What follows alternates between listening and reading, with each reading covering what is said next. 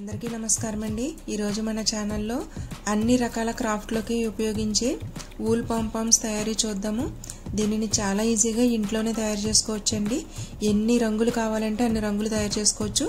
వీటితో చాలా క్రాఫ్ట్లను అయితే చేసుకోవచ్చు।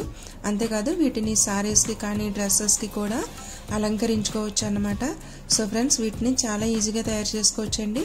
లేట్ చేయకుండా వీడియోలోకి అయితే వెళ్ళిపోదాము। వీడియోని అయితే ఎక్కడ స్కిప్ చేయకుండా చూడండి। ముందుగా వీటికి మనకు కావాల్సింది వూల్ థ్రెడ్స్ అన్నమాట। మీ దగ్గర ఎన్ని రంగులు అయితే ఉన్నాయో అన్ని రంగుల వూల్ థ్రెడ్స్ ని తీసుకోండి। అలాగే ఒక ఫోర్క్ స్పూన్ ని తీసుకోండి। ఇలా ఫోర్క్ స్పూన్స్ కి ఇలా మధ్యలోకి ఒక 60 రౌండ్స్ దాకా చుట్టుకోండి ఈ వూల్ థ్రెడ్ ని।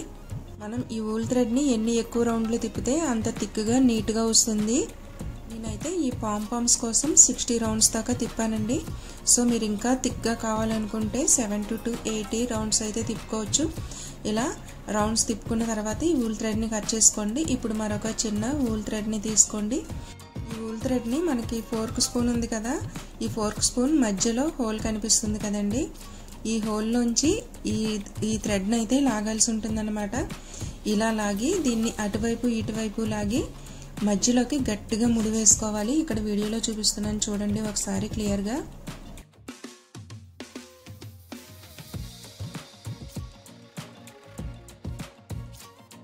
ఇలా మధ్యలోకి ముడిని అస్సలు జారకుండా చాలా గట్టిగా లాగి వేయాలన్నమాట। అప్పుడే మనకి పాంపామ్ అనేది ఊడకుండా స్ట్రాంగ్గా ఉంటుంది।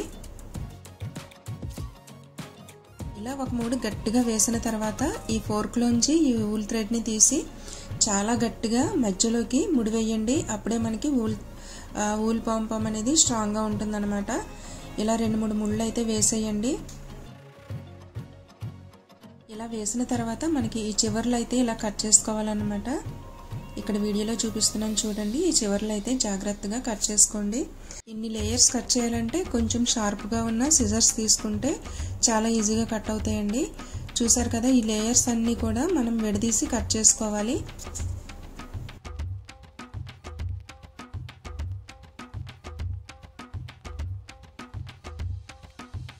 ఈ లేయర్స్ అన్నీ ఇలా కట్ చేసుకున్న తర్వాత దీన్ని రౌండ్గా ఉండేటట్టు మిగతా ఎక్స్ట్రా ఉన్న వూల్స్ని అయితే ఇక్కడ వీడియోలో చూపిస్తున్నట్టు జాగ్రత్తగా కట్ చేసుకోండి।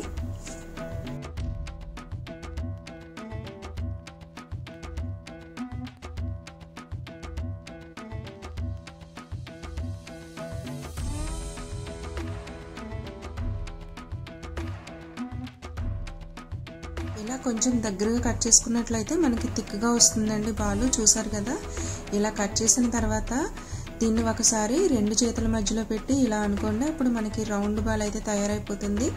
ఇలా ఈజీగా మనం అన్ని రంగుల పాంపామ్స్ని తయారు చేసుకోవచ్చు అన్నమాట।